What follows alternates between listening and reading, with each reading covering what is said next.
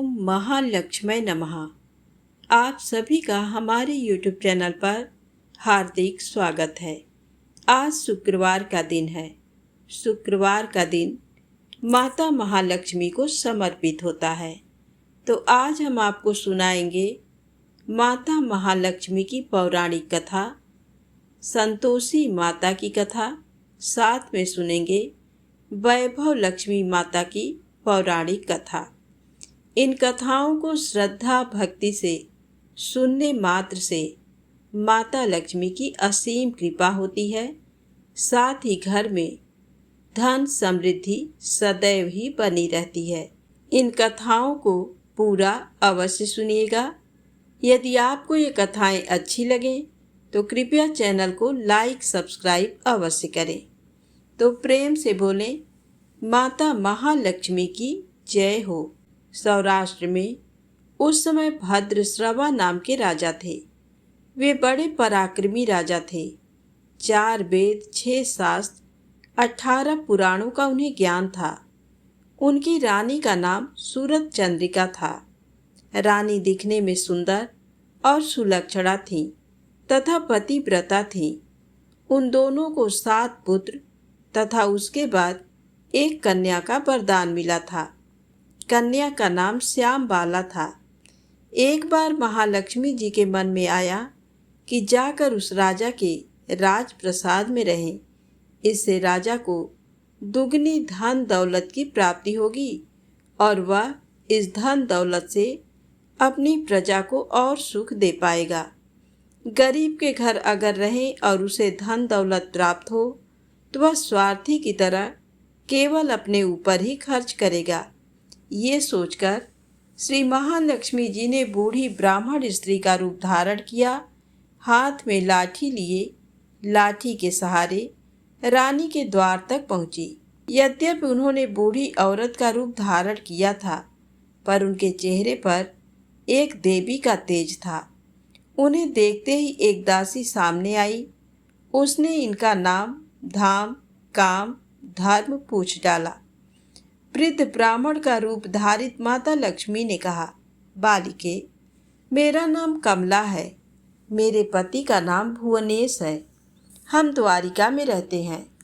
तुम्हारी रानी पिछले जन्म में एक वैश्य की पत्नी थी। वह वैश्य गरीब था। दारिद्र्य के कारण हर रोज घर में झगड़े होते थे तथा उसका पति रोज उसे मारता था। इन बातों से तंग आकर वह घर छोड़कर चली गई तथा वन जंगल में खाली पेट भटकने लगी। उसकी इस दुर्दशा पर मुझे दया आई। तब मैंने उसे सुख संपत्ति देने वाली श्री महालक्ष्मी की कथा सुनाई। मेरे कहने पर उसने श्री महालक्ष्मी का व्रत किया। श्री महालक्ष्मी प्रसन्न हुई। उसकी गरीबी दूर हुई। उसका घर संसार दौलत संतति संपत्ति से भर गया। बाद में पति पत्नी दोनों परलोक सिधारे। लक्ष्मी व्रत करने के कारण वे लक्ष्मी लोक में रहे। उन्होंने जितने साल महालक्ष्मी का व्रत किया उतने हजारों साल उन्हें सुख भोग मिला। इस जन्म में उसका जन्म राजघराने में हुआ है, परंतु वह श्री महालक्ष्मी का व्रत करना भूल गई है। उसे ये याद दिलाने मैं यहाँ आई हूँ। बुढ़िया की बातें सुनकर दासी ने उन्हें प्रणाम किया तथा श्री महालक्ष्मी का व्रत किस तरह किया जाए इस बारे में पूछा। तब बुढ़िया रूप धारण किए हुए श्री महालक्ष्मी माता ने दासी को पूजा की विधि तथा महिमा बताई। इसके बाद वह दासी माता को प्रणाम कर रानी को बताने अंदर चली गई। राजवैभव में रहते हुए रानी को अपने ऐश्वर्य का बहुत घमंड हुआ था। संपत्ति तथा अधिकार की वजह से वह उन्मत्त हो गई थी। दासी द्वारा बताई गई बुढ़िया की बातें सुनकर वह आग बबूला होकर राजद्वार पर आकर बुढ़िया रूपी श्री महालक्ष्मी पर बरस पड़ी। उसे ये मालूम नहीं था कि श्री महालक्ष्मी माता बुढ़िया का रूप धारण किए द्वार तक आई हैं, परंतु रानी का इस कदर रूखा बर्ताव तथा अपना अनादर देकर माता ने वहाँ ठहरना ठीक न समझा। वे वहाँ से चल पड़ी। राह में उन्हें राजकुमारी श्यामबाला मिली। उन्होंने श्यामबाला को सारी बात बताई। श्यामबाला ने अपनी और अपनी माँ के तरफ से श्री महालक्ष्मी माता से क्षमा मांगी। माता को उस पर दया आई। उन्होंने श्यामबाला को श्री महालक्ष्मी व्रत के बारे में बताया। श्यामबाला ने परम श्रद्धा से श्री महालक्ष्मी का व्रत रखा। फलस्वरूप राजा सिद्धेश्वर के सुपुत्र मालाधर से उसका विवाह हुआ। वह धन दौलत ऐश्वर्य वैभव से माला माल हो गई। पति के साथ ससुराल में आनंद से दिन बिताने लगी। इधर श्री महालक्ष्मी का रानी पर प्रकोप हुआ। फलस्वरूप राजा भद्रश्रवा का राज्य एवं राज्य कारोबार नष्ट हो गया। यहाँ तक कि खाने के लाले पड़ गए। ऐसी हालात में एक दिन रानी ने राजा से निवेदन किया, हमारा दामाद इतना बड़ा राजा है, धनवान है, ऐश्वर्यशाली है, क्यों न उसके पास जाएं, अपना हाल उसे बताएं, वह जरूर हमारी मदद करेगा। इस बात पर राजा भद्रश्रवा दामाद के पास रवाना हुए। राज्य में पहुंचकर एक तालाब के किनारे थोड़ी देर विश्राम लेने के लिए ठहरे। तालाब से पानी लेने आते जाते दासियों ने उन्हें देखा। उन्होंने विनम्रता से उनकी पूछताछ की। जब उन्हें ये मालूम हुआ कि वे रानी श्यामबाला के पिता हैं, तो दौड़ते हुए जाकर उन्होंने रानी को सारी बात बताई। रानी ने दासी के हाथ राज परिधान भेजकर बड़े ठाट से उनका स्वागत तथा आदर सत्कार किया, खान पान करवाया। जब वे लौटने लगे तो सोने की मोहरों से भरा घड़ा दिया। राजा भद्रश्रवा जब वापस लौटे तो उन्हें देखकर रानी सूरत चंद्रिका खुश हुई। उन्होंने सोने की मोहरों से भरे घड़े का मुंह खोला, पर हाय भगवान, घड़े में धन के बदले कोयले मिले। यह सब श्री महालक्ष्मी के प्रकोप से हुआ। इस प्रकार दुर्दशा में और कई दिन बीत गए। इस बार रानी स्वयं अपनी कन्या के पास गई। श्यामबाला ने श्री महालक्ष्मी का व्रत किया, पूजा की, अपनी माता से भी व्रत करवाया। इसके बाद रानी अपने घर आई। श्री महालक्ष्मी का व्रत रखने पर उसे फिर से अपना राजपाट, धन दौलत, ऐश्वर्य प्राप्त हुआ। वह फिर से सुख शांति आनंदमय जीवन बिताने लगी। कुछ दिनों के बाद राजकन्या श्यामबाला अपने पिता के घर आई। उसे अपने घर देखकर सूरत चंद्रिका को पुरानी बातें याद आई। यही कि श्यामबाला ने अपने पिता को घड़ा भर कोयला दिया था और उसे तो कुछ भी नहीं दिया था। इसी कारण श्यामबाला को पिता के घर आने पर उसका कोई आदर आतिथ्य नहीं हुआ, बल्कि अनादर हुआ। पर उसने इस बात का बुरा नहीं माना। अपने घर लौटते समय उसने पिता के घर से थोड़ा नमक ले लिया। जब अपने घर पहुंची तब उसके पति ने पूछा, अपने मायके से क्या लाई हो? इस पर उसने जवाब दिया, वहाँ का सार लाई हूँ। पति ने पूछा, इसका मतलब क्या हुआ? श्यामबाला ने कहा, थोड़ा धीरज रखें, सब मालूम हो जाएगा। उस दिन श्यामबाला ने सारा भोजन नमक डाले बिना बनाया और परोसा। पति ने खाना चखा, सारा खाना नमक के बिना था, इसलिए स्वाद नहीं आया। फिर श्यामबाला ने थाली में नमक डाला, इससे सारा भोजन स्वादिष्ट लगने लगा। तब श्यामबाला ने पति से कहा, यही है वह मायके से लाया हुआ सार। पति को उसकी बात सही लगी। फिर वह दोनों हंसी मजाक करते हुए भोजन करने लगे। कहा गया है कि इस तरह जो कोई श्रद्धा भाव से श्री महालक्ष्मी की पूजा करे, उसे माता की कृपा प्राप्त होती है, सुख संपत्ति शांति प्राप्त होती है, सभी मनोकामनाएं पूरी होती हैं। परंतु ये सब प्राप्त होने पर माता की पूजा को भूलना नहीं चाहिए। इस तरह श्री महालक्ष्मी की महिमा भक्तों की मनोकामना पूरी करती है। तो प्रेम से बोले, माता महालक्ष्मी की जय हो। अब आइए सुने संतोषी माता की पौराणिक कथा। शुक्रवार के दिन माँ संतोषी का व्रत पूजन किया जाता है। इस पूजा के दौरान माता की आरती, पूजन तथा अंत में माता की कथा सुनी जाती है। आइए जानते हैं शुक्रवार के दिन की जाने वाली संतोषी माता व्रत कथा। एक बुढ़िया थी, उसके 7 बेटे थे। 6 कमाने वाले थे जबकि एक निकम्मा था।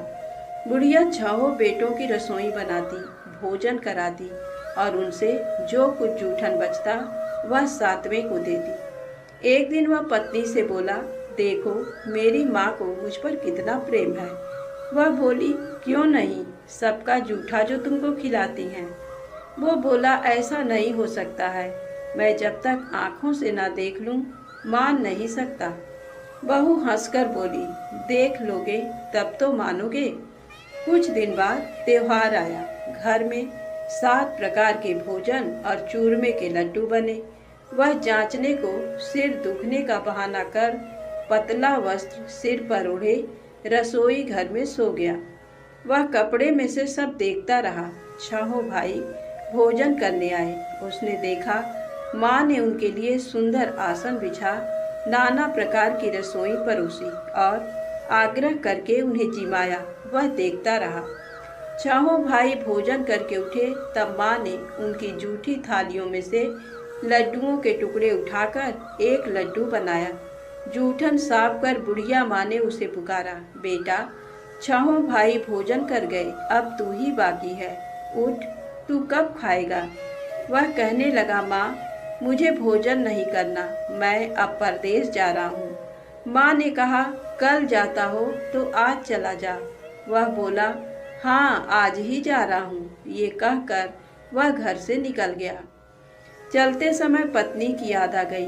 वह गौशाला में कंडे थाप रही थी।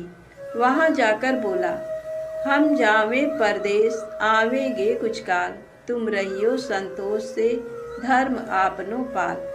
वह बोली, जाओ पिया आनंद से हमरो सोच हटाए, राम भरोसे हम रहे ईश्वर तुम्हें सहाय। 2 निशानी आपनी देख धरूं मैं धीर, सुधिमत हमरी विसारियो रखियो मन गंभीर। वह बोला, मेरे पास तो कुछ नहीं, ये अंगूठी है सो ले और अपनी कुछ निशानी मुझे दे। वह बोली, मेरे पास क्या है, ये गोबर भरा हाथ है। ये कहकर उसकी पीठ पर गोबर के हाथ की थाप मार दी। वह चल दिया। चलते चलते दूर देश पहुंचा। वहाँ एक साहूकार की दुकान थी। वहाँ जाकर कहने लगा, भाई मुझे नौकरी पर रख लो। साहूकार को जरूरत थी, बोला रह जा।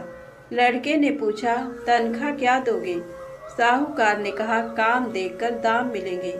साहूकार की नौकरी मिली। वह सुबह 7 बजे से 10 बजे तक नौकरी बजाने लगा। कुछ दिनों में दुकान का सारा लेन देन, हिसाब किताब, ग्राहकों को माल बेचना, सारा काम करने लगा। साहूकार के 7-8 नौकर थे। वे सब चक्कर खाने लगे। ये तो बहुत होशियार बन गया। सेठ ने भी काम देखा और 3 महीने में ही उसे आधे मुनाफे का हिस्सेदार बना दिया।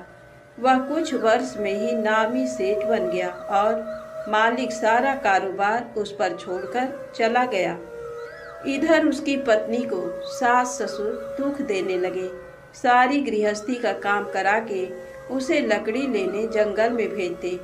इस बीच घर के आटे से जो भूसी निकलती उसकी रोटी बनाकर रख दी जाती और फूटे नारियल की नरेली में पानी।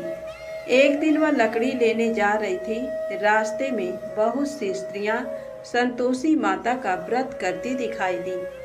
वह वहां खड़ी होकर कथा सुनने लगी और पूछा, बहनों तुम किस देवता का व्रत करती हो और उसके करने से क्या फल मिलता है। यदि तुम इस व्रत का विधान मुझे समझाकर कहोगे तो मैं तुम्हारा बड़ा एहसान मानूंगी। तब उनमें से एक स्त्री बोली, सुनो, ये संतोषी माता का व्रत है। इसके करने से निर्धनता, दरिद्रता का नाश होता है और जो कुछ मन में कामना हो सब संतोषी माता की कृपा से पूरी होती है। तब उसने उससे व्रत की विधि पूछी। वह भक्तिनी स्त्री बोली, 1.25 आने का गुड़ चना लेना, इच्छा हो तो 5.25 आने का लेना या 1.25 रुपए का भी सहूलियत के अनुसार लाना। बिना परेशानी और श्रद्धा व प्रेम से जितना भी बन पड़े सवाया लेना। प्रत्येक शुक्रवार को निराहार रहकर कथा को सुनना। इसके बीच क्रम टूटे नहीं, लगातार नियम पालन करना। सुनने वाला कोई ना मिले तो घी का दीपक जला उसके आगे या जल के पात्र को सामने रखकर कथा कहना। जब तक कार्य सिद्ध ना हो नियम का पालन करना और कार्य सिद्ध हो जाने पर व्रत का उद्यापन करना। 3 मास में माता फल पूरा करती हैं। यदि किसी के ग्रह खोटे भी हों तो भी माता वर्ष भर में कार्य सिद्ध करती हैं। फल सिद्ध होने पर उद्यापन करना चाहिए, बीच में नहीं। उद्यापन में 2.5 सेर आटे का खाजा तथा इसी परिमाण से खीर तथा चने का साग करना। 8 लड़कों को भोजन कराना। जहाँ तक मिले देवर, जेठ, भाई बंधु के हों, ना मिले तो रिश्तेदारों और पास पड़ोसियों को बुलाना। उन्हें भोजन करा यथाशक्ति दक्षिणा दे माता का नियम पूरा करना। उस दिन घर में खटाई न खाना। ये सुन बुढ़िया के लड़के की बहू चल दी। रास्ते में लकड़ी के बोझ को बेच दिया और उन पैसों से गुड़ चना ले माता के व्रत की तैयारी कर आगे चली और सामने मंदिर देखकर पूछने लगी, ये मंदिर किसका है? सब कहने लगे संतोषी माता का मंदिर है। ये सुनकर माता के मंदिर में जाकर चरणों में लौटने लगी। दीन हो विनती करने लगी, माँ मैं निपट अज्ञानी हूँ, व्रत के कुछ भी नियम नहीं जानती, मैं दुखी हूँ। हे माता जगत जननी मेरा दुख दूर कर, मैं तेरी शरण में हूँ। माता को दया आई। एक शुक्रवार बीता कि दूसरे को उसके पति का पत्र आया और तीसरे शुक्रवार को उसका भेजा हुआ पैसा आ पहुँचा। ये देख जेठ जिठानी मुंह सिकोड़ने लगे, लड़के ताने देने लगे। काकी के पास पत्र आने लगे, रुपया आने लगा। अब तो काकी की खातिर पड़ेगी। बेचारी सरलता से कहती, भैया कागज आवे रुपया आवे हम सबके लिए अच्छा है। ऐसा कहकर आंखों में आंसू भरकर संतोषी माता के मंदिर में आ मातेश्वरी के चरणों में गिरकर रोने लगी। माँ मैंने तुमसे पैसा कब मांगा है? मुझे पैसे से क्या काम है? मुझे तो अपने सुहाग से काम है। मैं तो अपने स्वामी के दर्शन मांगती हूँ। तब माता ने प्रसन्न होकर कहा, जा बेटी तेरा स्वामी आएगा। ये सुनकर खुशी से बावली होकर घर में जा काम करने लगी। अब संतोषी माँ विचार करने लगी, इस भोली पुत्री को मैंने कह तो दिया कि तेरा पति आएगा, लेकिन कैसे? वह तो इसे स्वप्न में भी याद नहीं करता। उसे याद दिलाने को मुझे ही जाना पड़ेगा। इस तरह माताजी उस बुढ़िया के बेटे के पास जा स्वप्न में प्रकट हो कहने लगी, साहूकार के बेटे सो रहा है या जागता है? वह कहने लगा, माता सोता भी नहीं जागता भी नहीं, कहो क्या आज्ञा है? माँ कहने लगी, तेरे घर बार कुछ है कि नहीं? वह बोला, मेरे पास सब कुछ है, माँ बाप है, बहू है, क्या कमी है?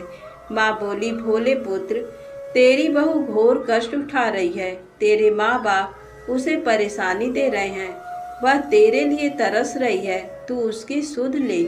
वह बोला, हाँ माताजी ये तो मालूम है, परंतु जाऊं तो कैसे? परदेश की बात है, लेन देन का कोई हिसाब नहीं, कोई जाने का रास्ता नहीं आता, कैसे चला जाऊं?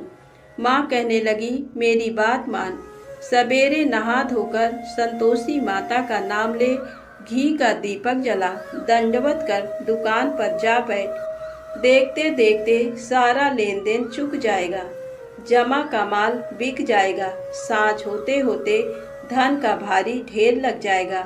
अब बूढ़े की बात मानकर वह नहा धोकर संतोषी माता को दंडवत घी का दीपक जला दुकान पर जा बैठा।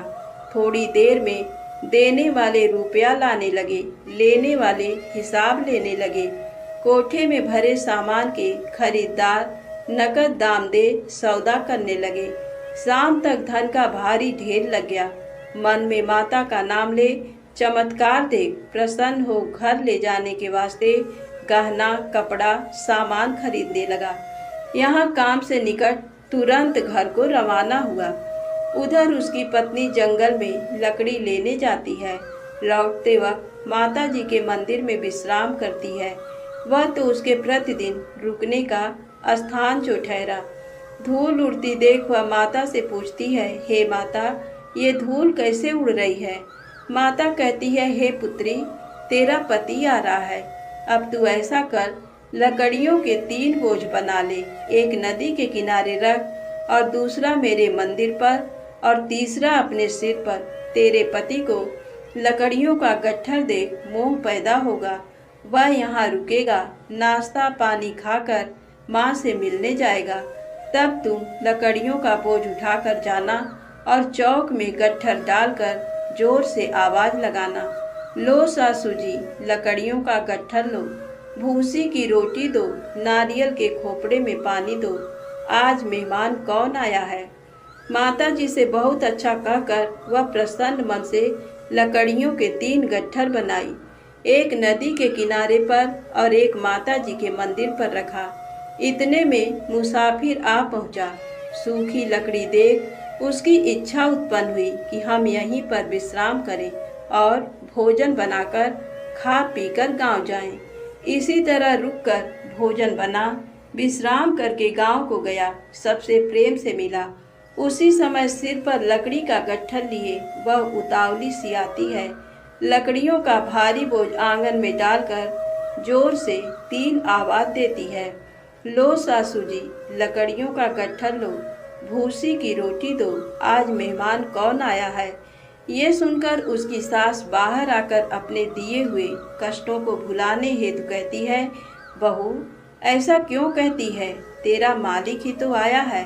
आ बैठ, मीठा भात खा, भोजन कर, कपड़े गहने पहन। उसकी आवाज़ सुन उसका पति बाहर आता है। अंगूठी देख व्याकुल हो जाता है। माँ से पूछता है, माँ ये कौन है। माँ बोली, बेटा ये तेरी बहू है। जब से तू गया है तब से सारे गांव में भटकती फिरती है, घर का काम काज कुछ करती नहीं, 4 पहर आकर खा जाती है। वह बोला, ठीक है माँ, मैंने इसे भी देखा और तुम्हें भी। अब दूसरे घर की ताली दो, उसमें रहूँगा। माँ बोली, ठीक है, जैसी तेरी मर्जी। तब वह दूसरे मकान की तीसरी मंजिल का कमरा खोल सारा सामान जमाया। एक दिन में राजा के महल जैसा ठाट बाट बन गया। अब क्या था, बहुत सुख भोगने लगी। इतने में शुक्रवार आया। उसने अपने पति से कहा, मुझे संतोषी माता के व्रत का उद्यापन करना है। पति बोला, खुशी से कर लो। वह उद्यापन की तैयारी करने लगी। जिठानी के लड़कों को भोजन के लिए कहने गई।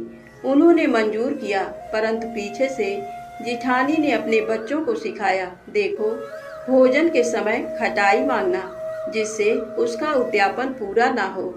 लड़के जीवने आए, खीर खाना पेट भर खाया, परंतु बाद में खाते ही कहने लगे, हमें खटाई दो, खीर खाना हमको नहीं भाता, देखकर अरुचि होती है। वह कहने लगी, भाई खटाई किसी को नहीं दी जाएगी, ये तो संतोषी माता का प्रसाद है। लड़के उठ खड़े हुए, बोले, पैसा लाओ। भोली बहू कुछ जानती नहीं थी, उन्हें पैसे दे दिए। लड़के उसी समय हट करके इमली खटाई ले खाने लगे। ये देखकर बहू पर माता जी ने कोप किया। राजा के दूत उसके पति को पकड़कर ले गए। जेठ जेठानी मनमाने वचन कहने लगे, लूट लूट कर धन इकट्ठा कर लाया है, अब सब मालूम पड़ जाएगा जब जेल की मार खाएगा। बहू से ये सहन नहीं हुए। रोती हुई माता जी के मंदिर गई, कहने लगी, हे माता, तुमने क्या किया, हंसाकर अब भक्तों को रुलाने लगी। माता बोली, बेटी तूने उद्यापन करके मेरा व्रत भंग किया है। वह कहने लगी, माता मैंने कुछ अपराध किया है। मैंने तो भूल से लड़कों को पैसे दे दिए थे। मुझे क्षमा करो। मैं फिर से तुम्हारा उद्यापन करूंगी। माँ बोली, अब भूल मत करना। वह कहती है, अब भूल नहीं होगी। अब बतलाओ वे कैसे आवेंगे। माँ बोली, जा पुत्री, तेरा पति तुझे रास्ते में आता मिलेगा। वह निकली, राह में पति आता मिला। वह पूछी, कहाँ गए थे। वह कहने लगा, इतना धन जो कमाया है उसका टैक्स राजा ने मांगा था, वह भरने गया था। वह प्रसन्न हो बोली, भला हुआ, अब घर को चलो। कुछ दिन बाद फिर शुक्रवार आया। वह बोली, मुझे फिर माता का उद्यापन करना है। पति ने कहा, करो। बहू फिर जेठ के लड़कों को भोजन को कहने गई। जेठानी ने एक दो बातें सुनाई और सब लड़कों को सिखाने लगी, तुम सब लोग पहले ही खटाई मांगना। लड़के भोजन से पहले कहने लगे, हमें खीर नहीं खानी, हमारा जी बिगड़ता है, कुछ खटाई खाने को दो। वह बोली, खटाई किसी को नहीं मिलेगी, आना हो तो आओ। वह ब्राह्मण के लड़के लाकर भोजन कराने लगी। यथाशक्ति दक्षिणा की जगह एक एक फल उन्हें दिया। संतोषी माता प्रसन्न हुई। माता की कृपा होते ही 9वें मास में उसके चंद्रमा के समान सुंदर पुत्र प्राप्त हुआ। पुत्र को पाकर प्रतिदिन माता जी के मंदिर को जाने लगी। माँ ने सोचा, ये रोज आती है, आज क्यों न इसके घर चलूं। ये विचार कर माता ने भयानक रूप बनाया। गुड़ चने से सना मुख, ऊपर सूंड के समान होंठ, उस पर मक्खियां भिन भिन कर रही थी। देहली पर पैर रखते ही उसकी सास चिल्लाई, देखो रे, कोई चुड़ैल डाकनी चली आ रही है, लड़कों इसे भगाओ, नहीं तो किसी को खा जाएगी। लड़के भगाने लगे, चिल्लाकर खिड़की बंद करने लगे। बहू रोशनदान में से देख रही थी, प्रसन्नता से पगली बन चिल्लाने लगी, आज मेरी माता जी मेरे घर आई हैं। वह बच्चे को दूध पीने से हटाती है, इतने में सास का क्रोध फट पड़ा। वह बोली, क्या उतावली हुई है। बच्चे को पटक दिया। इतने में माँ के प्रताप से लड़के ही लड़के नजर आने लगे। वह बोली, माँ, मैं जिसका व्रत करती हूँ ये संतोषी माता है। सबने माता जी के चरण पकड़ लिए और विनती कर कहने लगे, हे माता, हम मूर्ख हैं, अज्ञानी हैं, तुम्हारे व्रत की विधि हम नहीं जानते। व्रत भंग कर हमने बड़ा अपराध किया है। जग माता, आप हमारा अपराध क्षमा करो। इस प्रकार माता प्रसन्न हुई। बहू को प्रसन्न हो, जैसा फल दिया वैसा माता सबको दे। जो पढ़े उसका मनोरथ पूर्ण हो, जो कहानी को सुने उसका मनोरथ पूर्ण हो। बोलो संतोषी माता की जय हो। अब आइए सुने वैभव लक्ष्मी माता की पौराणिक कथा। धन के लिए माँ लक्ष्मी की पूजा का विधान है, लेकिन माँ लक्ष्मी के वैभव लक्ष्मी स्वरूप की पूजा का विशेष महत्व माना गया है। ये व्रत शुक्रवार के दिन रखा जाता है। ये व्रत स्त्री ही नहीं बल्कि पुरुष भी रख सकते हैं। इस व्रत से प्रति की सभी मनोकामनाएं पूरी होती हैं, सुख समृद्धि और सौभाग्य में वृद्धि होती है। आइए जानते हैं माता महालक्ष्मी की पौराणिक व्रत कथा। किसी शहर में लाखों लोग रहते थे। सभी अपने अपने कामों में व्यस्त रहते थे। किसी को किसी की परवाह नहीं थी। भजन, कीर्तन, भक्तिभाव, दया, माया, परोपकार जैसे संस्कार कम हो गए। शहर में बुराइयां बढ़ गई थी। शराब, जुआ, रेस, व्यभिचार, चोरी, डकैती वगैरह बहुत से गुनाह शहर में होते थे। इनके बावजूद शहर में कुछ अच्छे लोग भी रहते थे। ऐसे ही लोगों में शीला और उनके पति की गृहस्थी मानी जाती थी। शीला धार्मिक प्रवृत्ति की और संतोषी स्वभाव वाली थी। उनका पति भी विवेकी और सुशील था। शीला और उसका पति कभी किसी की बुराई नहीं करते थे और प्रभु भजन में अच्छी तरह समय व्यतीत कर रहे थे। शहर के लोग उनकी गृहस्थी की सराहना करते थे। देखते ही देखते समय बदल गया। शीला का पति बुरे लोगों से दोस्ती कर बैठा। अब वह जल्द से जल्द करोड़पति बनने का ख्वाब देखने लगा, इसलिए वह गलत रास्ते पर चल पड़ा। उसकी हालत रास्ते पर भटकते भिखारी जैसी हो गई थी।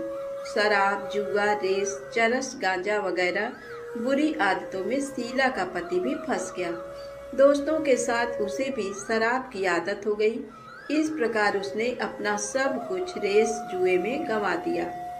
शीला को पति के बर्ताव से बहुत दुख हुआ, किंतु वह भगवान पर भरोसा कर सब कुछ सहने लगी। वह अपना अधिकांश समय प्रभु भक्ति में बिताने लगी। अचानक एक दिन दोपहर को उनके द्वार पर किसी ने दस्तक दी।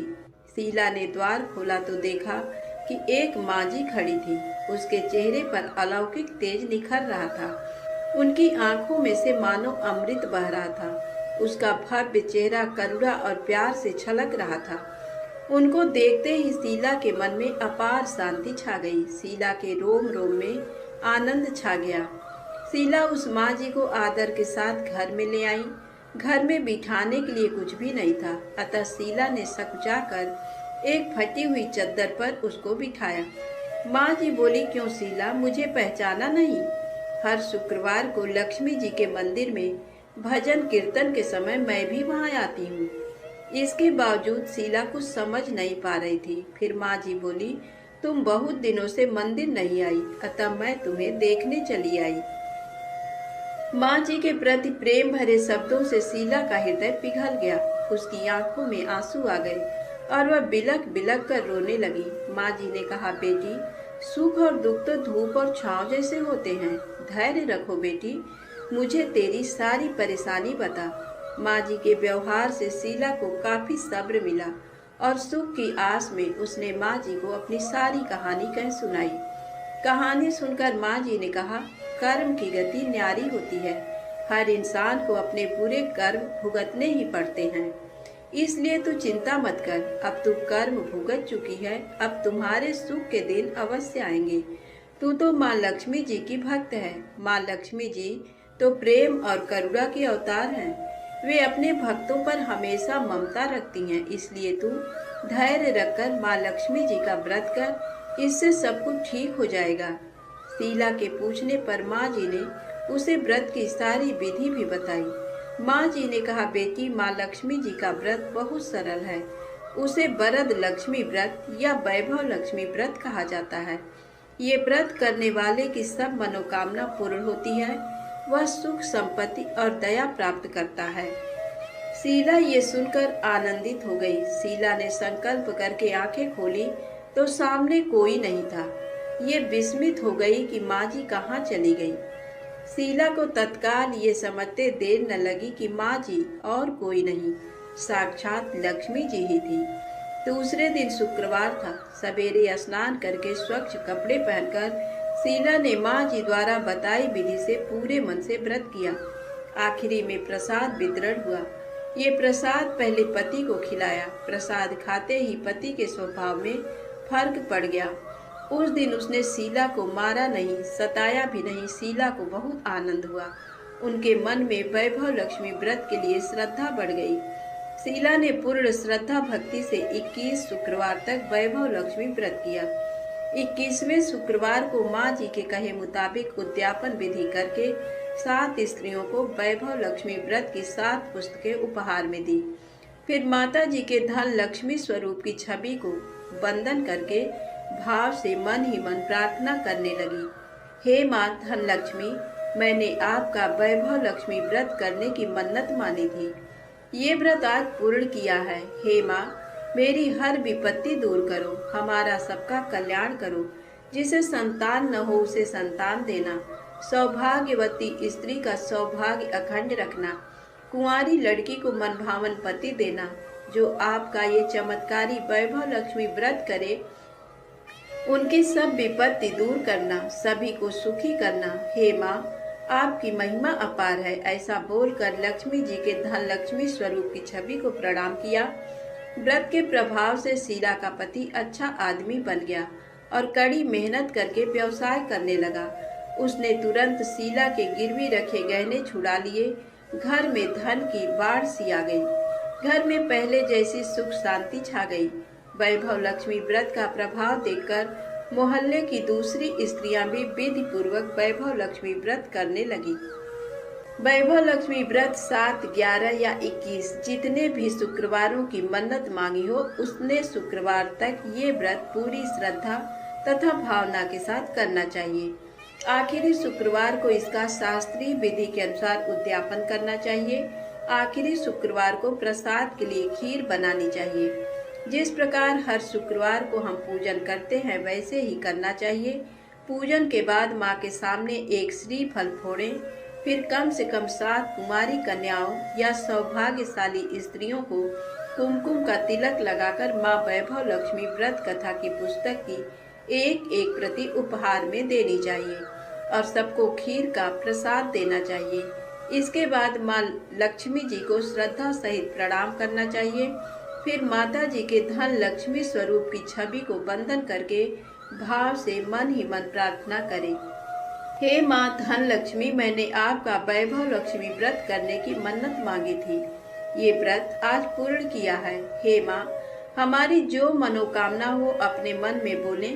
मनोकामना पूर्ण करो, हमारी हर विपत्ति दूर करो, हमारा सबका कल्याण करो। जिसे संतान ना हो उसे संतान देना, सौभाग्यवती स्त्री का सौभाग्य अखंड रखना, कुंवारी लड़की को मनभावन पति देना और जो आपका ये चमत्कारी वैभव लक्ष्मी व्रत करे उनकी सब विपत्ति दूर करना, सभी को सुखी करना। हे माँ, आपकी महिमा अपार है, आपकी जय हो। ऐसा बोलकर लक्ष्मी जी के धन लक्ष्मी स्वरूप की छवि को प्रणाम करें। धन्यवाद। जय माता दी। वीडियो पसंद आए तो कृपया मेरे चैनल को लाइक सब्सक्राइब अवश्य करें।